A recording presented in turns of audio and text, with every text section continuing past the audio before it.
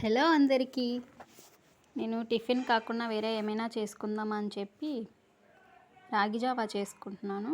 చేసుకోవటం కూడా చాలా ఈజీ. నేను కొన్ని వాటర్ పెట్టేసుకున్నాను. అవి బాగా మరిగాక అందులో కొంచెం సాల్ట్ వేసేసుకొని రాగి పిండి తీసుకొని వాటర్లో కలుపుకోవాలి. డైరెక్ట్గా అందులో వేసేసామంటే ఉండల్లా అయిపోద్ది. అందుకు ముందు వాటర్లో కలుపుకొని వేసుకోవాలి.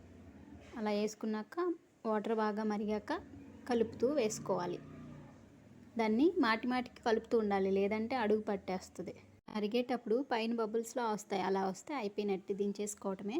ఇది చిన్నపిల్లల నుంచి పెద్దవాళ్ళ వరకు, అంటే ముసలాళ్ళ వరకు కూడా బోన్స్ అనేవి బలంగా ఉంచుతుంది. అందుకే రాగి పిండి అందరూ తీసుకుంటూ ఉంటారు. అప్పటి కాలంలో తీసుకునేవారు, మధ్యలో లేదు, ఇంకా ఇప్పుడు అందరూ పాటిస్తున్నారు. దీన్ని చిన్నపిల్లలకైతే పాలు వేసి అందులో కొంచెం బెల్లం వేసి ఇస్తే వాళ్ళకి ఇంకా మంచిది. వాళ్ళు కూడా ఇష్టంగా తింటారు. స్వీట్గా పాలు టేస్ట్ ఉంటుంది కదా. నేనైతే మజ్జిగ వేసుకున్నాను.